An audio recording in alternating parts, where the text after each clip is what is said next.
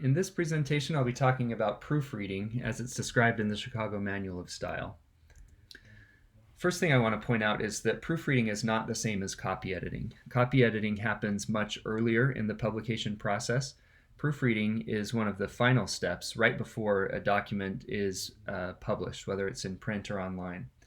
Proofreading happens after a document has been edited and designed or typeset. So when you're proofreading, you're looking at the document as it will actually appear when it's produced. Because of that, proofreaders need to look not only for spelling errors or grammar errors or things like that, but also errors related to formatting consistency or design. This example that you see on the screen is an example of a marked proof that's been marked by hand on paper. And you'll probably notice that many of the marks are similar to the marks that you make when you copy edit on paper. They look similar to the marks you made when you did your copy marking assignment, for example, earlier in the semester. But you've probably noticed that the marks are placed in different places on the page. So in proofreading, when you're marking on paper, for every mark that you make in line somewhere in the text, you have to have a corresponding mark in the margins. The things that you mark in line are generally just like insertions or deletions or things like transpositions here. But even a transposition mark that would stand on its own in a copy editing context needs to have this corresponding proofreader mark in the margin. And the reason for this kind of what may seem like an odd convention to have two marks for each change that you want to make is basically twofold. The first one is when something has already been typeset or designed, there's often not enough space between the lines for you to insert right above or between the lines the actual changes that you want to make. If you did that, the document would quickly become illegible and it would be too hard for the typesetter to decipher what changes you actually are requesting.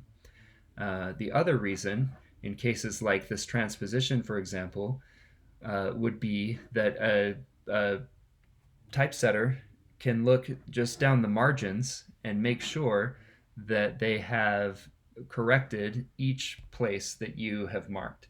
So sometimes when the marks get really small in the lines, they're easy to miss. But if there's a corresponding mark out in the margins, that's easier for the typesetter to see. So that's just a basic overview of proofreading marks. There's a whole section in the text about how to mark a proof that you can certainly look at for additional information and ask questions. I'm happy to answer them as well. For editors and proofreaders, file naming is extremely important because we need to be able to keep track of different versions of a file in order to see when different changes were introduced. So a good way to name your files so that you can keep track of when they were produced is to just include the date in the file name itself. The convention I use that I learned from one of my advisors in graduate school is to just put the date as a 6-digit number at the end of each file name. So I have the month, the day, and the year in this example. And this has worked well for me, though I will say that if you're working on a document that is with a production timeline of longer than a year, it may be better to put the year first so that when you have all of these different versions of the file, the way that you see the files in your Finder window or your File Explorer just show in order, and you don't have to do any mental work to keep track of which ones are which. What you don't want to do is put the word final in the name of a file. It seems that there's a law in the universe that says as soon as you've added the word final to a file name, it's no longer the final, which this person, I don't know if this is real or not. I assume it's a joke, but I found this online, and I think it's reflective of a lot of people's experience when they start when they start using the word final in their file names. Next thing I want to just highlight is who Chicago says is the primary proofreader. And maybe it's surprising that it is the author. According to Chicago, Authors are considered the primary proofreaders, and it's they who bear final responsibility for any errors in the published work. Now, I do want to highlight that that is true, but it doesn't mean that proofreaders can just take it easy because they're completely off the hook. Sometimes editing companies or groups would be financially responsible if they included an error into a text. However, it is the author who bears final responsibility for any errors that are included.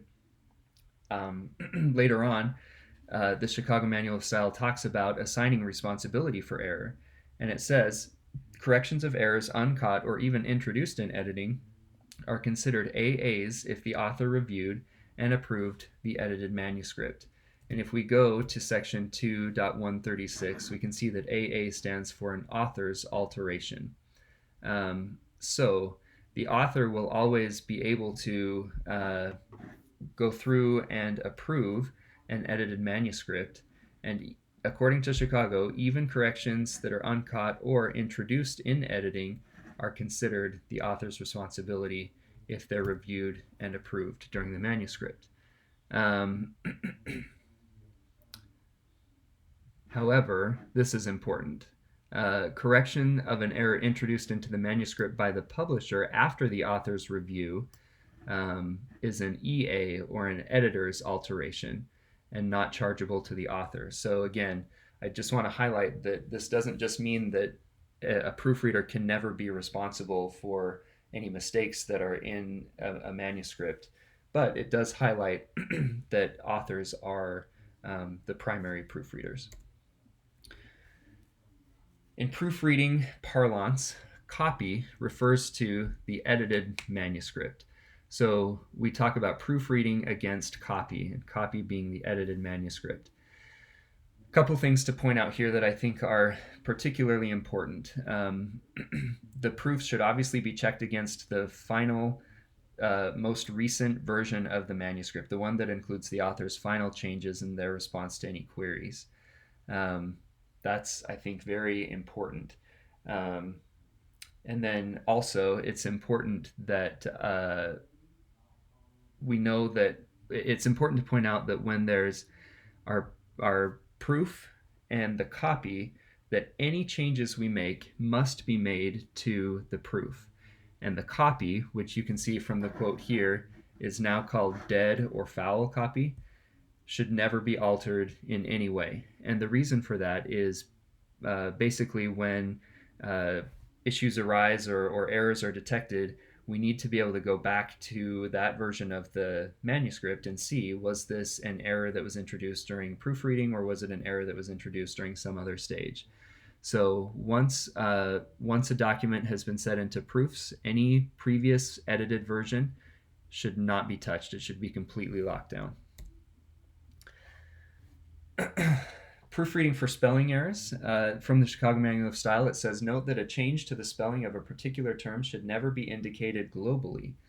Instead, each change must be marked throughout the proofs. What that means is you can't just put a note at the beginning of the document to say, anytime, whatever word is spelled wrong, just correct it. As a proofreader, it's your responsibility to go through and indicate the correct spelling for each instance of a misspelled word. Proofreaders also need to be responsible for spelling. I mentioned earlier, for things like formatting, also for word breaks. This is where things start to feel like, wow, the proofreader has to have a real eye for detail, and this could become a pretty tedious task. But it's important.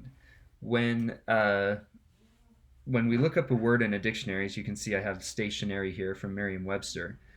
One of the things that we can see is the word broken up into different sections. And a lot of people assume that this is how a word is broken up into syllables. It's not necessarily the case. This is the way that the word should be broken across lines if necessary. So an editor that I met several years ago had a really nice quote about proofreading for word breaks, by saying that a reader should intuitively understand how to pronounce the first part of a broken word without knowing the rest of the word. So in this case, notice that if we have stationary broken over 2 lines, we should either break it between the A and the T, or between the O and the N. And looking back at Andy Hollenbeck's quote here, if we had a line of text with, some filler text and the word stationary occurred at the end of the line, when we break it between the A and the T, it becomes easier for a reader to pronounce this word in their head, if they're doing that, as stay, instead of, if we decided to break it between the T and the I, this instantly, I think, becomes stat for many English speakers, and then it's a little bit of a fumble, or it takes a split second of mental exertion to realize, oh, that's not stat, it's stationary. So proofreaders look at this. They look at where these words are broken, and they make sure that these words are broken according to best practices.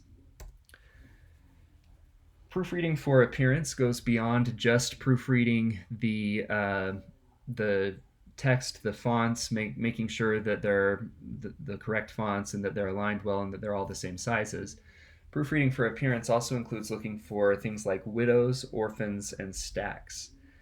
You can see an example of some text here.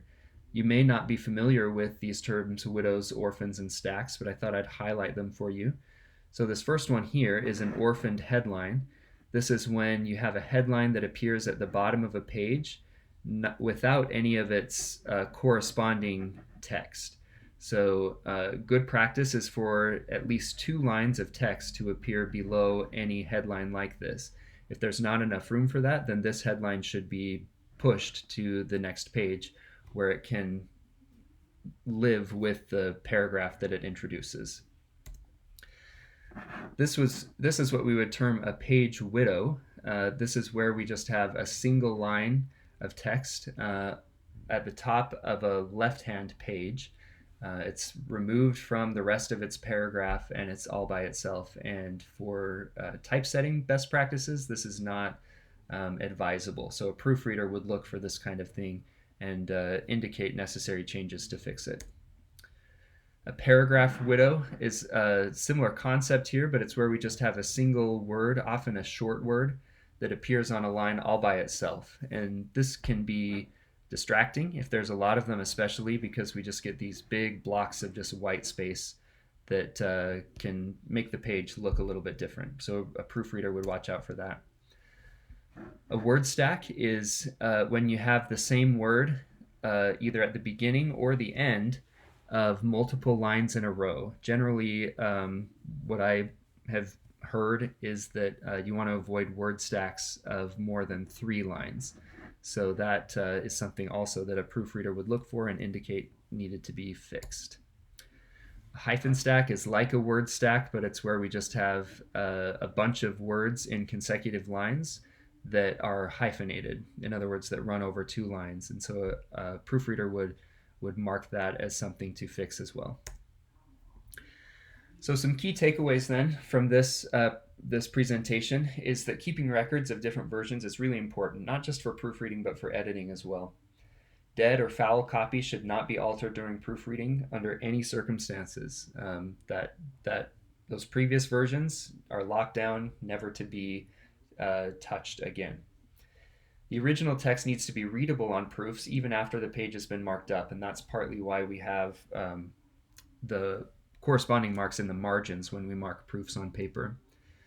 Very few changes should be noted as global changes during proofreading, certainly not spelling changes like we discussed earlier. In general, you need to be marking each change that needs to be made during the proofreading process. And then finally, proofreading requires many, many passes through a document. One for word breaks, one for headers, one for typos, one for visual consistency, one for images, and so on. Time and budget constraints sometimes don't allow as many passes as would be ideal. However, proofreading, as you may guess, is a process that takes a lot of attention to detail. It's something that takes a lot of time, and it's not something that can just be done well really quickly at the tail end of some project. So make sure that when you're working as a proofreader or you're working with proofreaders, that you're budgeting enough time for proofreading to take place.